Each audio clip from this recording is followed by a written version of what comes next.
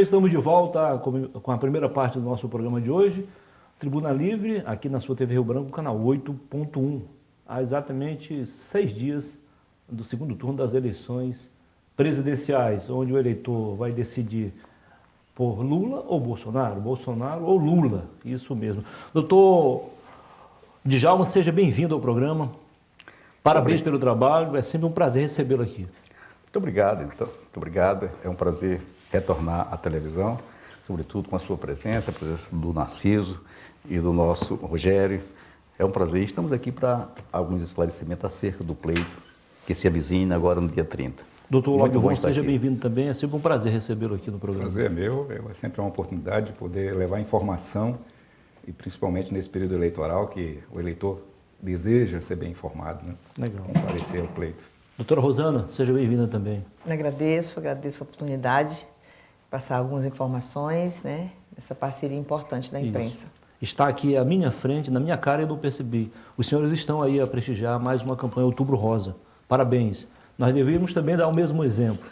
Vamos ficar devendo para o próximo. Doutor Narciso, o Rogério é o nosso convidado especial na área jornalística, mas o senhor pode ter o privilégio, mais uma vez, de fazer a primeira pergunta para quem o senhor quiser, para o nosso presidente, para o nosso corregedor ou para a nossa diretora-geral. Boa noite. Eu quero, primeiro, em nome do belíssimo trabalho desempenhado pelo Tribunal Regional Eleitoral do Acre, parabenizá-los pela organização das nossas eleições. Até porque o que nós assistimos aqui no dia da eleição, que em muitos estados aconteceram prisões e até mortes, aqui tudo se deu na mais perfeita tranquilidade.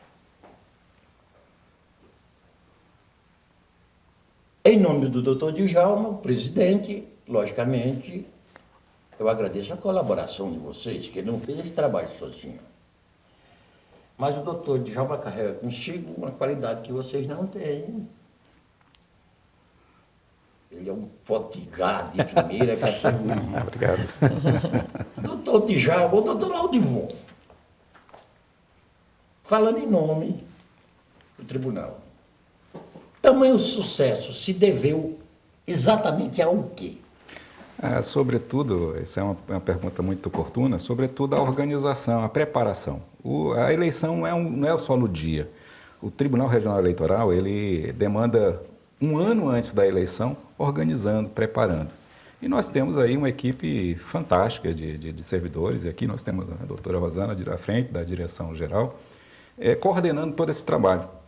E não chega no dia, como diz, é a cereja do bolo, né? É só dar ali a concretizar todo aquele plano de ação. É o dia da tomada da Normandia, o dia Esse é o dia em que tudo aquilo que se planejou, que se desejou, é consolidado, né? E, então, é um trabalho de equipe, né? Um só ninguém faz nada, né?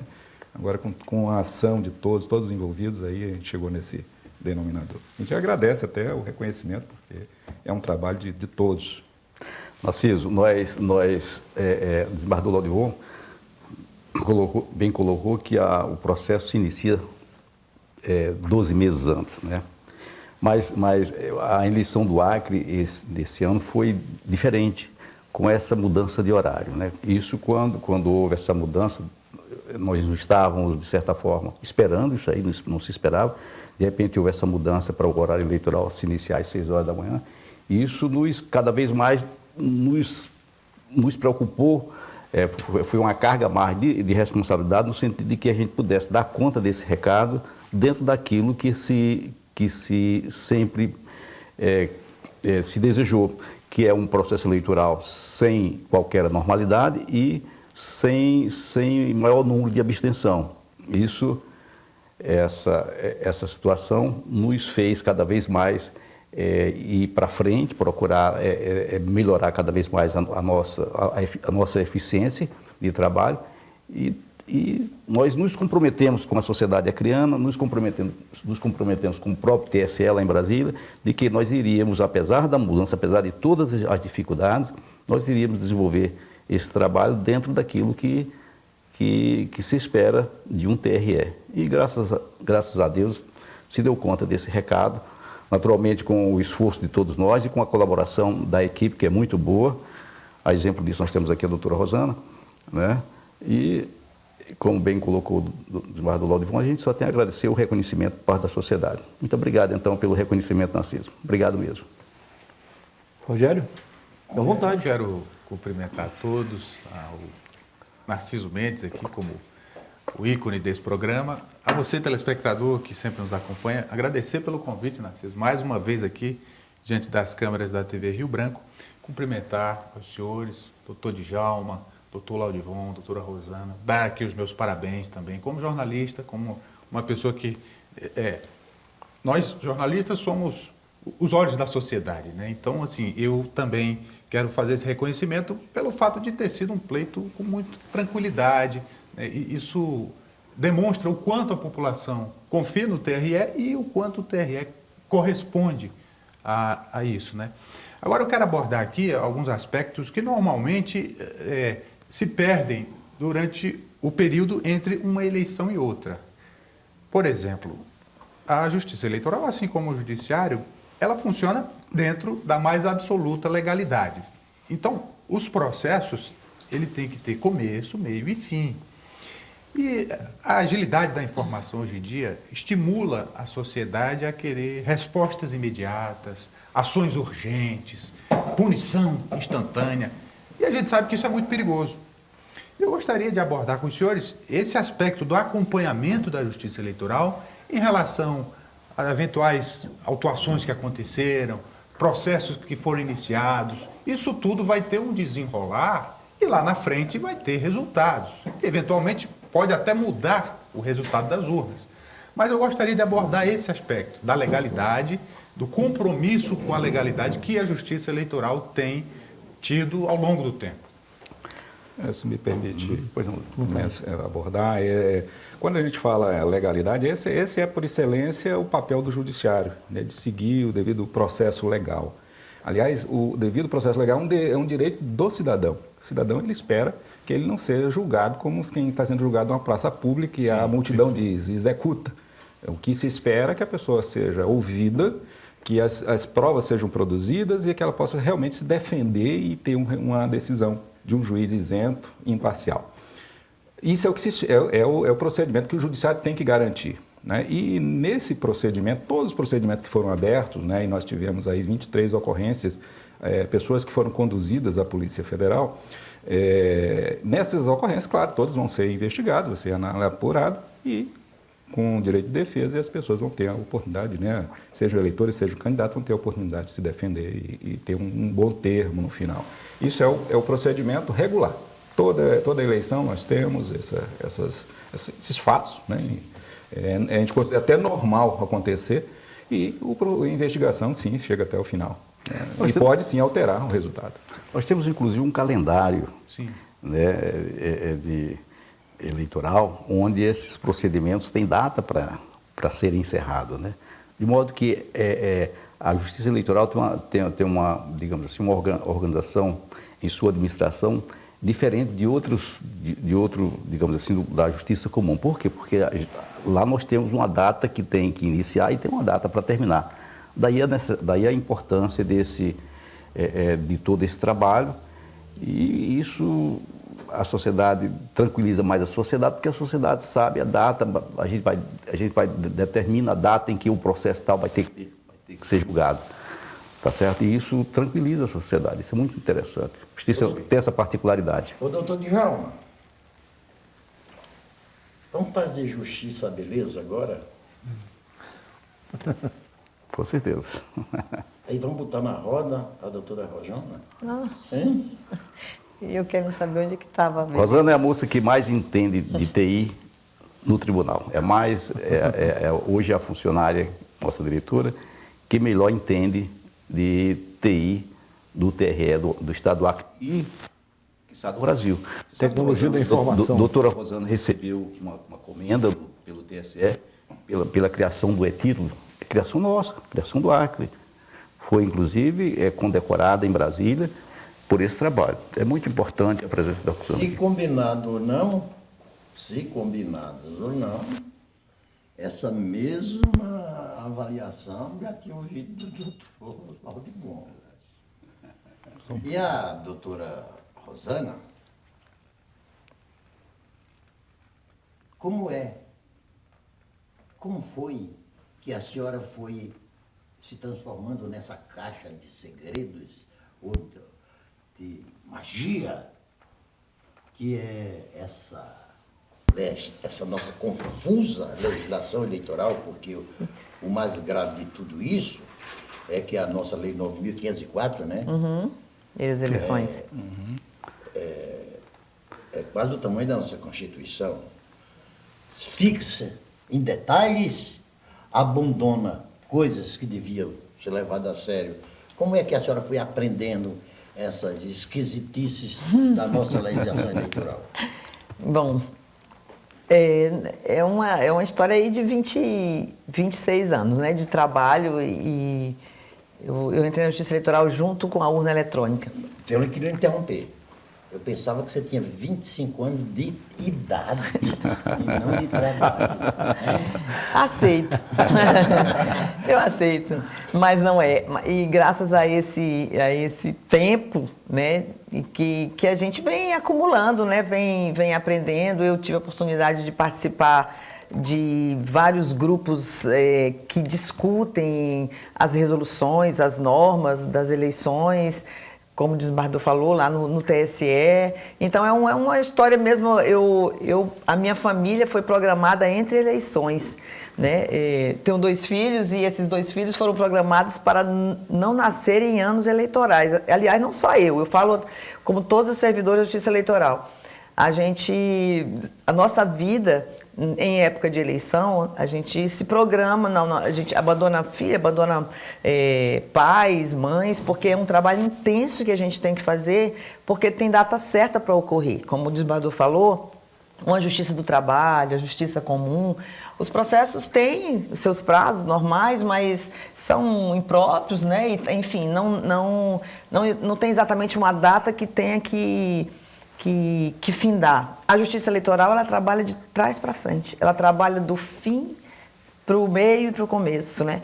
Então, assim, nós temos que fazer um cronograma que ele, obrigatoriamente, independente do que aconteça, ele vai ter que ter aquele final naquele dia, ser aquela cereja do bolo funcionar naquele dia. E é muito intenso isso. E temos que aí resolver problemas de contratações, que contratações têm problema, mas mesmo assim nós temos que repetir essas contratações num tempo que não foi programado para ter os problemas, os recursos, né? Mas a experiência dos servidores da Justiça Eleitoral faz com que isso seja programado, inclusive a contingência, a parte que não vai dar certo, as questões que não se resolvem muito rapidamente, tudo isso já está embutido no nosso planejamento. Então, é um planejamento nacionalmente muito bonito, digno de observação mesmo internacional, que é o que acontece, porque é um país imenso, né, continental, que usa uma única urna eletrônica, um único modelo, diferente de outros países, uma urna eletrônica que é nossa, produzida para o Brasil, para as nossas regras, uma eleição que ocorre no mesmo dia, num único dia, e que termina no mesmo dia, né? Então, assim, é a maior eleição informatizada do mundo. Então, assim, não tem como não reconhecer. E eu aceito o reconhecimento, em nome até de todos os nossos colegas do interior e da capital. Não tem como não reconhecer que é um trabalho, não diria que perfeito, porque tem os seus problemas, né? Tem a mão humana. Mas ele é feito com muito zelo e impecável, né? Porque a eleição ocorreu. Seja porque pode ter tido problema com eleitores, problema com candidatos, problema com transporte, mas a eleição ocorreu e nós já temos o resultado. O resultado está lá. E muita coisa a gente resolveu no dia, porque não para na véspera. No dia tem muita coisa para fazer e que só podemos fazer no dia, igual o microfone aí do nosso... Na abertura do programa. Na abertura do programa. Então, um paraquedas que só no dia que a gente sabe, a gente programa tudo, mas no dia acontecem coisas inesperadas, mas que a gente tem a solução, tem a plasticidade de resolver aquilo no dia. Então é muito bonito, é uma satisfação trabalhar na Justiça Eleitoral de Marcos do Sade, de Marcos do Laudivon, como é assim, que o amor que os servidores trabalham na Justiça Eleitoral. E quando a gente tem que se aposentar, a gente sofre por isso. Mas é isso, a história é essa, é você trabalhar há muito tempo e poder aí se aprofundando, ocupando, às vezes, um cargo de secretário de tecnologia. Agora, a experiência como diretora-geral, aprendi muito mais ainda. E aí vai acumulando, né? É um grande prazer isso. Não sei se eu lhe respondi a pergunta, mas é toda essa história aí que faz com que a gente consiga se virar aí para saber um pouquinho de cada coisa. Ok. Nós vamos ao intervalo comercial e voltaremos em 2 minutos. Não precisa mudar de canal. Continue com a gente. Até já.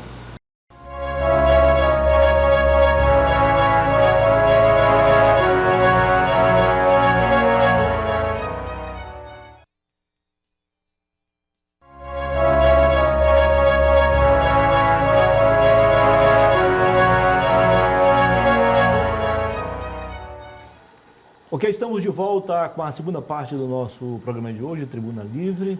Se você perdeu a primeira parte, nós estamos aqui a conversar desde o início do programa com o presidente do Tribunal Regional Eleitoral, o doutor Djalma, Francisco Djalma, que é também, evidentemente, integrante do nosso Tribunal de Justiça, com o doutor Laudivon Nogueira, também desembargador, corregedor-geral, e a doutora Rosana Magalhães, diretora-geral. Doutor, sem menosprezar a diretoria anterior, até porque o clima era outro, o cenário era outro, as condições também eram outras, mas diferente do que aconteceu há 4 anos, quando vários candidatos de partidos diferentes, de direita, de esquerda, de centro, reclamaram, foram aos meios de comunicação, passaram por aqui pela TV Rio Branco, pelo jornal Rio Branco, pelo portal riobranco.net, fizeram manifestações em frente à Corte Eleitoral, dizendo que tinham sido prejudicados, direto ou indiretamente. Esse ano, ainda bem que não aconteceu nada disso. A que se deve a tudo isso? Primeiro, quero parabenizá-lo também por tudo isso. Né? Muito obrigado, o senhor e toda a sua equipe. Obrigado, então. Bem, há um ditado bem acriano que diz que é o choro do Surubim. surubim. Eu acho que essas coisas acontecem. Eu não acredito que possa ter havido algum tipo de irregularidade no processo eleitoral, até porque esse pessoal que está hoje comigo é um pessoal que já vem de algum tempo. De maneira que é aquela tal história. O candidato que perde sempre quer procurar uma justificativa para se apresentar para o seu próprio eleitor, dizer, olha, eu fui bem votado, porém houve alguma coisa que não deu certo. Isso. Eu acredito que tenha sido mais isso, mas no mais eu acredito que o processo tende a cada vez mais melhorar, né? A cada eleição se aprende mais um pouco e a cada eleição o processo se aperfeiçoa. De maneira que daqui para frente eu acho que cada vez mais o processo irá demonstrar uma relação de trabalho muito melhor do que a anterior. Sempre na eleição seguinte é melhor, né? Eu vou fazer uma pergunta agora de novo à doutora Rosana. Pode fazer. Vocês... As urnas eletrônicas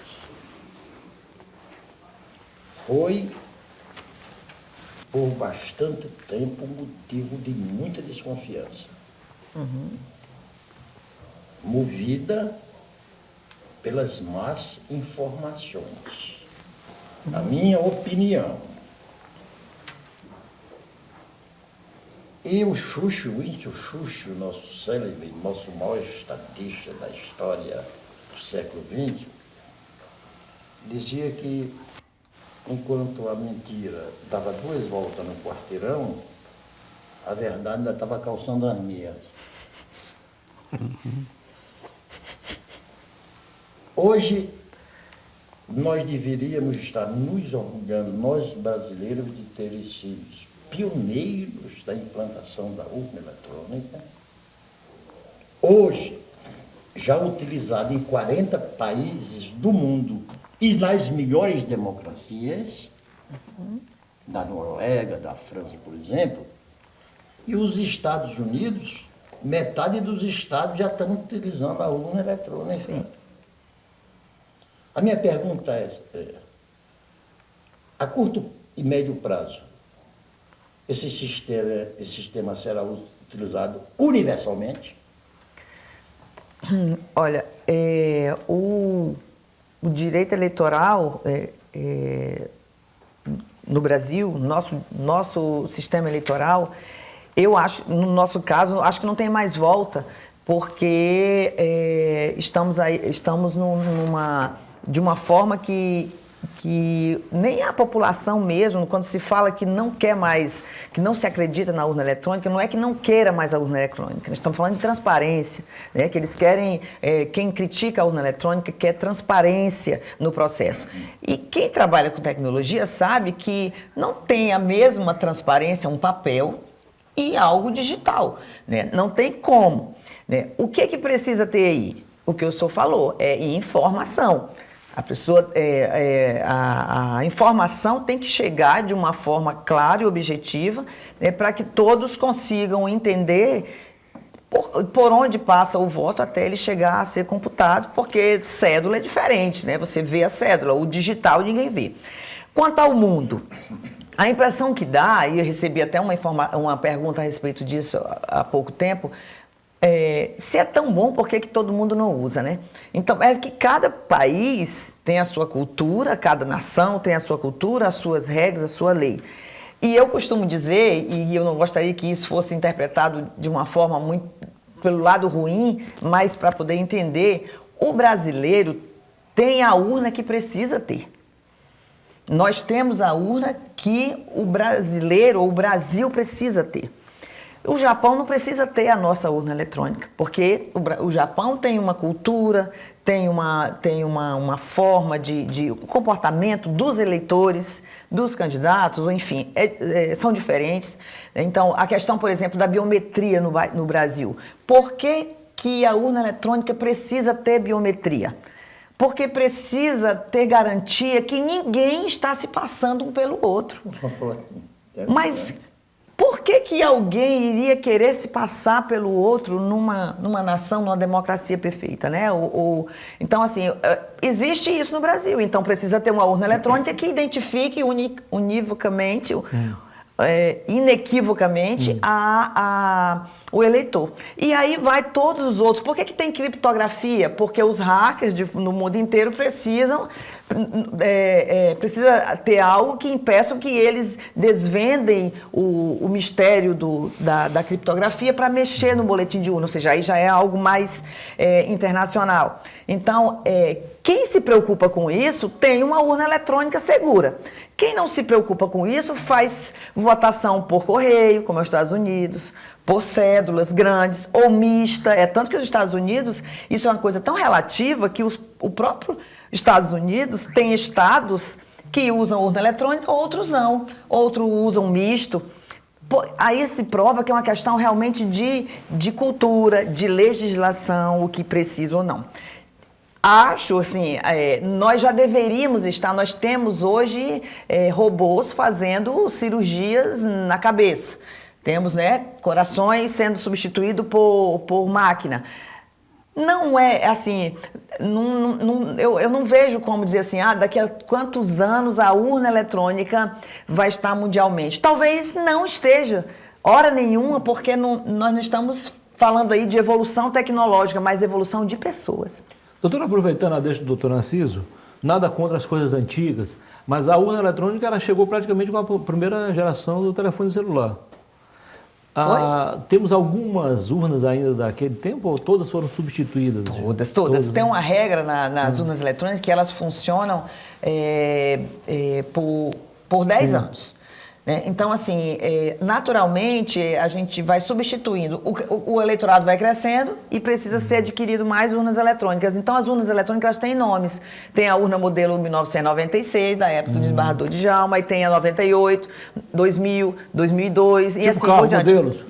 Então, o carro, só que é o ano. Então, o contrato de manutenção nas urnas, ele vence a cada 10 anos. Então, a gente abandona. Então, por exemplo, este ano é o último ano que vai ser utilizada as urnas 2009.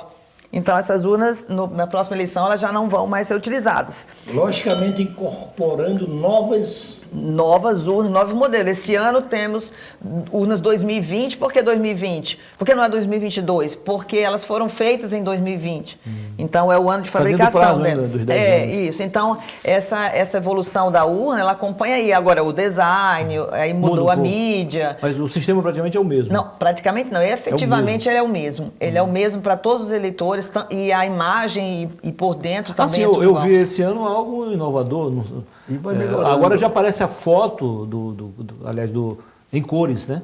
Antigamente Sim. era tudo em preto e branco. Preto e branco, é. né? E tem também a Libras, né? Aparece já sim, uma sim, pessoa também. traduzindo para a linguagem Legal, de Libras. sim. Então, mas aparecem todas. Sim, sim. Então, e aí vai trocando. A bateria dela vai ficando mais robusta. É algo que é transparente para o eleitor. Não interfere, mas na logística é importante. Então, a evolução está sendo mesmo para dar a autonomia à urna eletrônica e a amigabilidade, para ela ser uma urna menor, que a gente gaste menos com armazenamento, né, que ela seja mais fácil de usar. Então, a evolução está nesse sentido, mas a filosofia da urna eletrônica ela continua a mesma desde o princípio.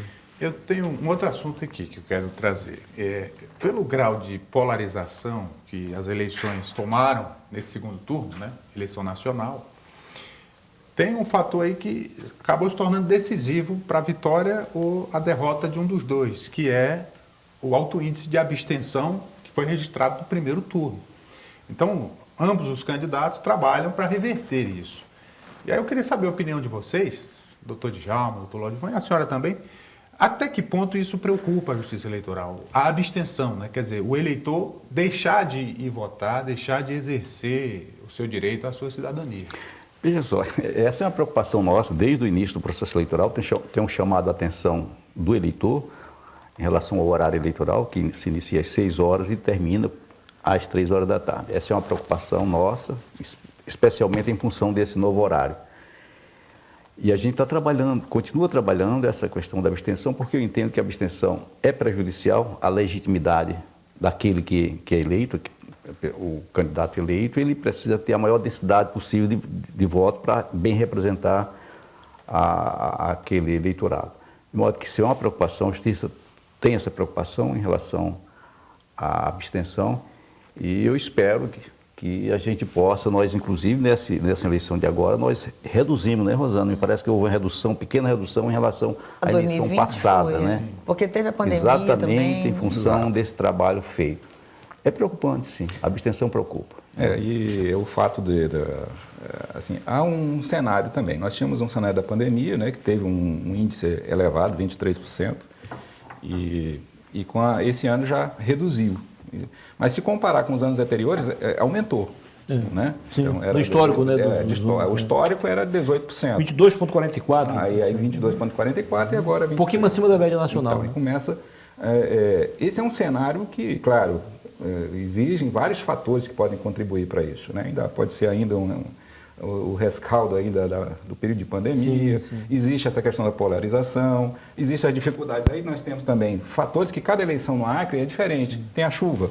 A chuva é um fator que atrapalha. Se chover muito no dia, o eleitor tem dificuldade para chegar. E não tem segundo turno mais no Acre também? Então, o que é interessante também em relação do primeiro turno é que o candidato ou o eleitor, normalmente, o próprio candidato, ele faz com que o eleitor chegue até o local de votação.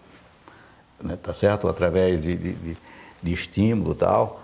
Mas aqui, sobretudo aqui no Acre, existe o candidato, muitas vezes, ele apesar da proibição, mas a gente sabe que há uma certa o candidato estimula no sentido de que o eleitor chegue ao local de votação. A própria população tem mais motivação pelo número de sim. candidatos. Às vezes tem um parente, tem um conhecido, então isso estimula. Então, Agora, isso tem um dado, né, interessante, se permite aqui, houve um aumento de registro de eleitores jovens, entre 16 e 17 anos, de 53% em relação aos anos anteriores. Ou seja, parece que há um estímulo também, né, dos eleitores, inclusive eleitores que nem precisam votar, de irem votar. Então, talvez aí, só no dia que nós vamos realmente saber qual é a realidade, ou seja, se a polarização é um fator que pode afetar, esperamos que não tenha chuva, Esperamos que as pessoas se sintam realmente motivadas para estar lá no dia da eleição, conforme tem visto aí com os jovens eleitores. Deixa eu aproveitar e já emendar outra pergunta, é que assim, no pós-eleições, eu vou na linha que o doutor Djalma colocou, o choro do surubim, ele aparece com muita evidência, né? E aí a gente começa a ver as cobranças. Eu vou citar aqui um exemplo, né? Inclusive hoje jornais publicaram coisa nesse sentido, de candidatos que declaram um valor de campanha e a campanha deles, eventualmente, são muito visuais, né? Demonstram que há um volume maior de recursos. Mas, assim, isso deve ser provado perante a justiça, se alguém levantar uma hipótese como essa. E, diante disso, a justiça, como é que vê essa questão? Qual é o posicionamento? Ou a justiça se mantém isenta, cumprindo o papel dela, que é julgar fatos? É verdade. A justiça mantém esse distanciamento e quando isso é provocado, quando há uma provocação, ela se manifesta, tá certo? Há essa questão de excesso de gastos ou recursos que não foram aplicados, e certamente virá a apreciação da justiça eleitoral quando da prestação de conta. Sim. A gente vai ter a dimensão do quanto, digamos, o custo, entre aspas, de um voto, quanto custa um voto para a sociedade em função desse fundo eleitoral, dos recursos vindo do fundo eleitoral, né? Perfeito. Prestação de conta que, inclusive, tem 30 dias, né, para ser feita em relação ao primeiro turno, encerra dia 1º de novembro, a prestação de contas tanto do partido como do candidato, que vai ter que fazer obrigatoriamente, sob pena até de não, no caso do candidato, de não ser diplomado e do partido político de não receber o repasse do fundo partidário, caso não apresente a conta ou ela não seja aprovada. Então, temos aí um prazo, como o desembargador falou. A Justiça Eleitoral ela não investiga, né? Ela nem fiscaliza. Ela julga, né, o que é apresentado para o tribunal, né? E aí, para isso, a gente precisa que seja trazido a prestação de conta para que o tribunal possa lógico que nós fazer temos, isso, né? o TRE tem uma equipe técnica, né, que faz esse tipo de aferição dentro daquelas informações que são prestadas pelos candidatos, né? Nós temos todo um grupo técnico que vai aferir se aqueles dados oferecidos ou apresentados representam a realidade. E se houver alguma divergência, de alguma distorção, isso vai ser identificado, é claro, e aquele que assim foi pego, né, nessa situação, ele vai responder. Legal. Doutor, não, vamos fazer só um intervalo comercial, na volta o senhor pode fazer outra pergunta. No novo intervalo, voltaremos em instantes. Não precisa mudar de canal. Continue conosco. Até já.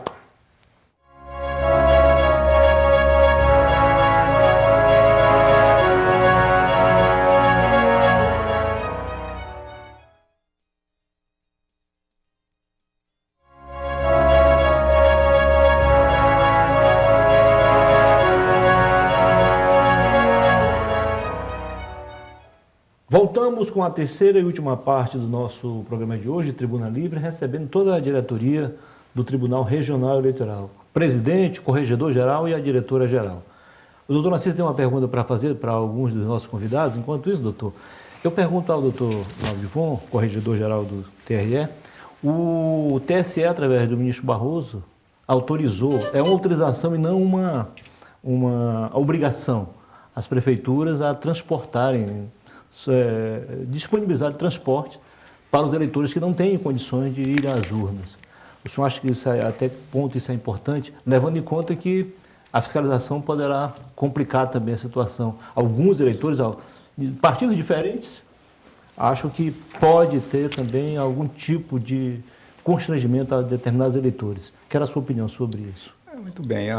O transporte de eleitor no dia da eleição, dessa forma, ou seja, patrocinado pelo próprio poder público, né, isso só vem ajudar. Né? Sabemos que tem pessoas que têm dificuldades de se deslocar da sua residência, né, para qualquer motivo. E ainda mais num dia tão importante para a democracia, que é a eleição. Então, esse é um ato extremamente importante, né, que é válido para o pleito, muito importante para o pleito. Eu penso que em relação a conflitos, né, nós não temos observado, pelo menos no Acre, né, esse conflito em razão de pessoas que têm pensamentos diferentes, assim, confusões, né, grandes confusões. Tem pequenos incidentes, que é normal, toda eleição tem algum Claro. pequeno incidente, mas nada que comprometa a ordem pública. Eu assim, pelo que tenho observado, né, nas eleições do Acre, acredito que não haverá nenhum problema quanto a isso. Ok. Doutor Narciso. Doutor Djalma, doutora Rosana e doutor Laudivon, é de nossa tamanha importância ter trazido-os aqui para publicamente, não é fazer uma prestação de contas, mas mostrar a revelação dos preços. Mas, como a urna eletrônica vai continuar servindo de desculpa para os maus perdedores, né? Eu quero pedir permissão a vocês para eu contar só uma piadazinha engraçada. E o doutor Djalma conhece muito bem que ele é nordestino. Eu tenho 76 anos de idade. Eu vivi numa região, quando eu saí lá da sua região, da Tromba do Elefante, do Rio Grande do Norte, eu fui morar em Nova Cruz e tinha lá um coronel, os chamados coronéis, que até deu nome o nome jocoso à nossa República, a República dos Coronéis. E certa vez eu vou a Pernambuco e tinha um amigo meu que morava em Limoeiro e ainda estava vivo o mais importante dos coronéis do Nordeste, chamado Chico Heráclito. Eu digo, rapaz, Lula, que era o meu amigo, Luiz, eu disse, Lula, como é que eu faço para eu ter uma fotografia junto com o coronel Chico Heráclito? Disse, meu irmão é muito amigo dele, eu levo lá. Aí, para encurtar, para ser breve, para não estar mais tempo, aí eu perguntei, coronel Chico Heráclito, me conta como é que o senhor exercia o poder político aqui da região. Ele disse, meu inimigo era muito simples. No dia da eleição, eu botava jagunços nas entradas e saídas da cidade. Quando vinha caminhão carregado com o pessoal com as nossas propagandas, dizia, entra! Quando vinha de aniversário, eu proibia para não mexer com a democracia que está estabelecida. Aí vem a melhor. Aí o que é que eu fazia? De manhãzinha, ele ainda estava na mesma casa, eu me sentava aqui, um bolsão, já com as urnas dos meus candidatos, porque eu ainda votei, e acho que vocês ainda votaram, e quando a gente pegava o envelope, eu botava o nome do candidato. Eu pegava meu candidato estadual com federal daqui, e saía distribuindo. Todos os eleitores, antes de ir votar, passavam na minha casa. Aí, à tardezinha, aí tinha o grande almoço. Todo mundo já almoçava. E uma determinada hora, um dos eleitores perguntou, doutor Chico Heráclito, ele tinha recebido o envelope já lacrado. Doutor Chico Heráclito, em quem foi que eu votei? Aí doutor Chico Heráclito disse, pergunta, não me faça essa pergunta, que você sabe que o voto é secreto. Muito secreto. Daí me perdoe eu ter incumplidade. Essa é a importância da urna eletrônica, né? O voto é secreto independente dela, mas ela propicia pelo menos a lisura, no sentido de que o voto dado pelo eleitor é o voto que vai ser computado, né? Porque por cédula a gente não pode garantir muito, não poderia, né? Não podia garantir isso. Mas a questão do sigilo do voto é um resguardo para o próprio eleitor, que não vai ser pressionado por um patrão, né? Por uma pessoa que tem algum tipo de poder sobre ele, que possa dizer, você pode me provar em quem você votou. Né? O rapaz aí não podia provar, porque ele nem tinha essa informação. Né? Então, é por isso que é proibido, por exemplo, levar a câmera fotográfica ou celular para dentro da cabina de votação. Por quê? Porque uma das coisas, do que está sendo protegido aí, é o sigilo do voto e a proteção que o eleitor vai ter de dizer, eu não posso mostrar o meu voto porque eu não tenho como fotografar o meu voto. E com isso fazer com que a pressão em cima de algumas pessoas deixe de existir. Infelizmente, é a legislação que o brasileiro precisa ter nas eleições. Né? Então, essa acho que a preocupação maior das eleições é a garantia do sigilo do voto, que vai desde a urna eletrônica, a cabina indevassável, que a urna eletrônica avançou, mas a cabina ainda é de papelão. Porque nós temos que proteger o olhar do eleitor. Algumas pessoas perguntam, por que a cabina não é baixinha, só para proteger a mão? Porque não precisaria uma cabina alta, né, para proteger, não. Mas é a reação do eleitor. É a vista do eleitor, é o movimento de um olhar do eleitor. Então, eu já estive conversando com alguns grupos nacionais, perguntando, né, a gente discutiu, vamos baixar ou não a cabina de votação? Porque no Código Eleitoral não diz a altura da cabina, mas a cabina tem que proteger a feição do eleitor.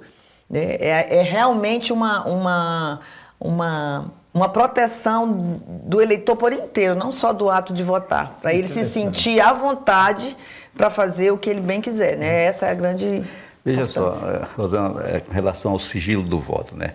Veja só que tem todo um aparato de estudo em relação a esse sigilo. Até nisso foi pensado em relação à cabine de votação, ou seja, a maneira, não só basta a movimentação na hora de votar, apertando as teclas, mas também aquele olhar também poderá revelar, digamos assim, o sigilo do voto. Então, tudo isso foi pensado e a Justiça Eleitoral do Brasil é bem interessante, né? Tudo tem a sua razão de ser e a gente está de parabéns, Narciso. Nós temos uma Justiça Eleitoral célere, eficiente, né? E que nos transmite muita confiança. Isso é muito importante. O processo eleitoral continua, como eu acabei de falar há pouco, outras eleições virão, e a cada eleição o processo cada vez mais tende a se aperfeiçoar, a melhorar. Né? A urna é perfeita, mas com certeza na eleição seguinte nós temos um plus a mais que irá cada vez mais torná-la mais eficiente, mais efetiva. Né? Isso é muito importante. E é interessante quando se fala no sigilo do voto, né? Imagina-se assim que é algo que não tem tanta importância. E na verdade, é uma garantia do eleitor da segurança física e da segurança do seu pensamento, né? Sua liberdade de escolha, sua liberdade política, porque ele não vai ser coagido por quem quer que seja para votar em outra pessoa. Então, esse é o objetivo de todo esse aparato, toda essa estrutura da Justiça Eleitoral. Eu já vi algumas mensagens, até em grupos de WhatsApp, né, criticando por que não pode levar a câmera. Deve ser algum sigilo da Justiça Eleitoral, tem alguma coisa errada. Na verdade, é o seguro do próprio eleitor. Né? Porque se permitisse levar a câmera, imaginem quantos eleitores seriam coagidos a votar. Você vai chegar aqui e vai mostrar aqui a filmagem do seu voto. Né? Até a discussão do voto impresso também é isso. Você vai agora trazer foto do voto, né? Porque vai estar lá o registro. Então, tudo isso é feito para que a gente tenha liberdade. À guisa disso, doutor Laudivon, tem os exemplos do Nordeste, quando existia a República dos Coronéis. E hoje, existe no Rio de Janeiro bairros completamente dominados pelas milícias. Lamentavelmente. Quer dizer, se existir, imagine uma situação dessa. Se não fosse o voto eletrônico, o miliciano botava na porta da urna, vai recolher os votos de fulano, ciclano. Manda foto, pelo WhatsApp mesmo, saía de lá da sessão já, nós está votando, já manda o vídeo. Está aqui, ó, o vídeo está aqui, eu votei no fulano. Né? Imagine, nós não teríamos eleições livres, nós teríamos eleições coagidas. E é por isso, perdão, Por isso também que nós já temos tecnologia para votar de casa, pela internet. O que nós não temos é a segurança de que as pessoas vão votar livremente. Porque de casa, né? De casa você pode votar, mas vai estar ali o pai, a mãe, vai ter o patrão, vai ter... Como garantir que a pessoa vai estar sozinha? Porque, por exemplo, nós podemos chegar, aí vamos navegar aqui na tecnologia. Para votar pela internet, algumas pessoas dizem, por que não voto pela internet? Sim, seria menos custoso, né, do que montar uma sessão eleitoral, escolher não sei quantos mil locais no país para instalar uma urna. Pode muito bem votar pela internet. Sim, aí tem um reconhecimento de que você é a própria pessoa que está votando e que ela está votando livremente. Né? Porque não tem como garantir que alguém não está do lado. Então, assim, as pessoas que defendem o voto pela internet, eu fico pensando, tem que ser um outro país, uma outra democracia, um outro código eleitoral, outras leis e outra população. Teve um fato... Tudo. Outra vida, digamos assim. Teve um fato numa cidade do interior aí de um estado, em que no dia da eleição, logo no início, quando se permitia a camisa, né, de candidato, e se dava, era só tinha uma camisa. Todos os eleitores estavam com a camisa do candidato. Quando abriu o resultado da urna eletrônica, né, aquele candidato quase não conseguiu voto. Então a camisa não votou. Né? A camisa não votou. Ia com camisa para dentro da sessão, mas aquela camisa não votou no candidato. Então, eu quero fazer um registro aqui, também para o final, né? Isso. Porque assim, hoje a gente vive uma era de muita informação e de muita desinformação, infelizmente. E a Justiça Eleitoral vem sendo muito atacada, né? A desinformação é terreno fértil para isso. E assim, num contato olho no olho, igual esse aqui, nós, os senhores, né, autoridades da Justiça Eleitoral, a gente percebe o quanto a Justiça Eleitoral vem sendo atacada e o quanto isso tem sido inócuo diante da eficiência, do compromisso, da ética, do profissionalismo de vocês. Então, assim, para mim é muito prazeroso poder fazer uma entrevista como essa e poder sair daqui com essa impressão de que não só eu, como todos os eleitores, nós podemos confiar plenamente na Justiça Eleitoral. Isso para mim é como um bálsamo diante desse turbilhão de informações, dessa balbúrdia que se tornou as eleições no Brasil. Então eu quero, antes de encerrar, deixar aqui esse registro e reafirmar a minha admiração e o meu respeito pela Justiça Eleitoral. Venceslau, deixa eu já... Só porque, Rogério, foi um prazer tê-lo conosco, viu? Muito obrigado por tudo. Já que o tempo é curto, Sim. houve uma mudança aqui na nossa principal cabeça de área, que era o SBT, hoje a TV Cultura. Nós estamos tendo esse espaço e teremos mais espaço ainda para cumprir, inclusive, um dispositivo da nossa Constituição, no artigo 220, que eu subscrevi, que as emissoras de televisões locais têm a obrigação de dispor de 3 horas para veiculação das notícias regionais. Aí, aqui eu vou citar nome, mas é do jogo. Você vê, a Globo só permite que a retransmissora dela aqui utilize 40 minutos por dia para as informações sobre o Acre. A mesma coisa acontecia com o SBT, acontecia com a Bandeirante, e a TV Cultura, que em honrando o nome de cultura, permite que nós disponhamos dessas 3 horas para a justiça, para os sindicatos, para qualquer categoria poder se expressar. E é com muito prazer que nós colocamos à disposição da justiça, não só a justiça eleitoral, mas seus vários ramos, poder falar de justiça acreana, como anda a justiça acreana, e a gente deixarmos de estar consumindo enlatados produzidos no Rio de Janeiro e em São Paulo. É verdade. Então fique à vontade para os senhores, na hora que precisar, dispor do tempo, e com uma vantagem, a custo zero.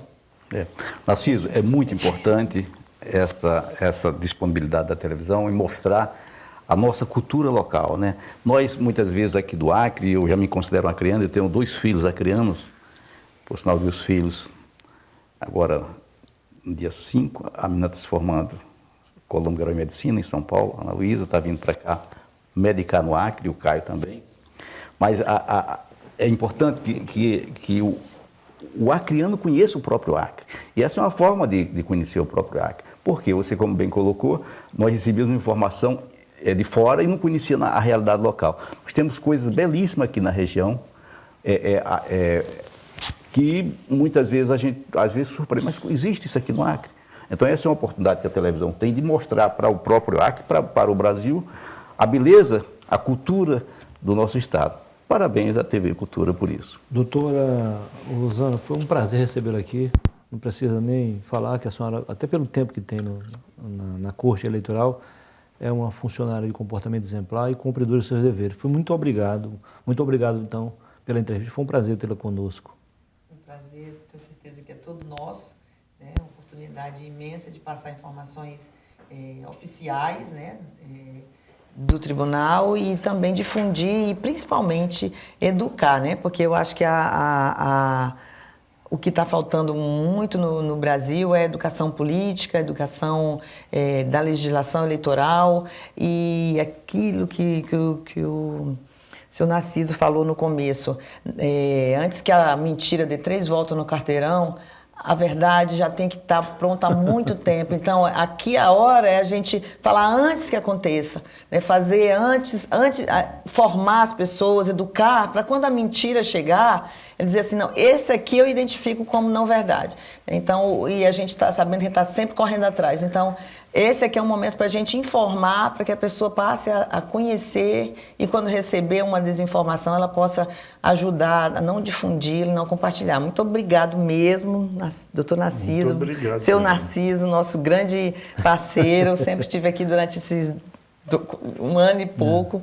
Muito obrigado e também parabéns à TV Cultura por essa disponibilidade. Ok. Doutor Laudivon, o senhor já tinha mostrado seu valor como membro do tribunal, seja como juiz e depois como desembargador, agora está mostrando também as suas qualidades enquanto corregedor-geral da nossa Corte Eleitoral, nosso TRE. Muito obrigado também pela entrevista. Parabéns. Muito obrigado também. E esse como já mencionado por todos aqui, essa é uma oportunidade de a gente combater a desinformação também. Esse espaço é importante. Nós sabemos hoje que na internet, nas mídias sociais, corre muita informação, mas também muita desinformação. E é preciso que a gente combata isso, que a gente evite que o eleitor, no caso do processo eleitoral, seja conduzido por notícias falsas, as fake news. E o pior, ainda com as deepfake, que é pior, que são aqueles vídeos alterados criados por inteligência artificial. Tem que ter muito cuidado e esses são os canais por excelência, com a imprensa realmente reconhecida, que leva a informação segura para o cidadão. Eu agradeço, fico muito feliz, muito satisfeito com a oportunidade. Muito bem. Doutor Djalma, eu que tive o prazer e o privilégio de acompanhar parte da sua carreira como juiz, depois como desembargador. O senhor também fez um excelente trabalho recentemente como presidente do nosso Tribunal de Justiça e agora está mostrando também suas qualidades como presidente do nosso Tribunal Regional Eleitoral. Muito obrigado pela entrevista. Também foi um prazer tê-lo conosco, assim como o doutor Laudivon e a doutora Rosana, vocês enalteceram e engrandeceram ainda mais o nosso programa nessa edição. Muito obrigado. Muito obrigado, Muniz, muito obrigado à TV, à televisão. É importante esse momento, sobretudo num momento em que se afunila o processo eleitoral para o pleito do dia 30, né? Eu gostaria de mais uma vez chamar a atenção do eleitor que compareça, exerça o seu direito de voto. A eleição se inicia, como já tem colocado, às 6 horas da manhã e termina às 3 horas da tarde, de modo que é importante o comparecimento do eleitor. É importante para a democracia, nós precisamos cada vez mais, Narciso, tornar essa democracia cada vez mais sólida. Isso é importante para todos nós. Nós temos filhos, nós temos netos, e então nós precisamos deixar esse legado para as gerações futuras. Nós vivemos, como bem foi colocado aqui, o Narciso tem colocado, essa polarização, essa discussão, mas isso eu acredito, Narciso, seja próprio do momento. Eu acho que com o tempo essa situação se estabiliza e a gente vai ter uma vida social tranquila. E o processo eleitoral certamente irá, digamos assim, dar uma espécie, vai colocar uma coroa em cima disso tudo e a gente vai parte para uma vida dentro daquele espírito de normalidade que tanto se precisa, né? Muito obrigado, então, pela abertura da televisão para divulgarmos esse trabalho da Justiça Eleitoral que é tão importante para todos nós. Obrigado, Um prazer Narciso. tê-los Obrigado. conosco. Obrigado a todos. Registramos também a presença aqui da jornalista Dani Carlos, assessora do Tribunal Eleitoral, Tribunal Regional Eleitoral, e também do nosso amigo Rogério Venceslau. Mais uma vez, muitíssimo obrigado. Eu que agradeço a oportunidade de estar aqui com vocês. Legal. Com isso, a gente chega ao final do programa, renovando já o convite para a próxima segunda-feira, às 8h45, coladinho aqui no Roda Viva, a nossa Rede Cultura, para você acompanhar mais uma edição do programa Tribuna Livre. Tenham todos uma ótima noite e que Deus nos conceda uma excelente semana. Boa noite.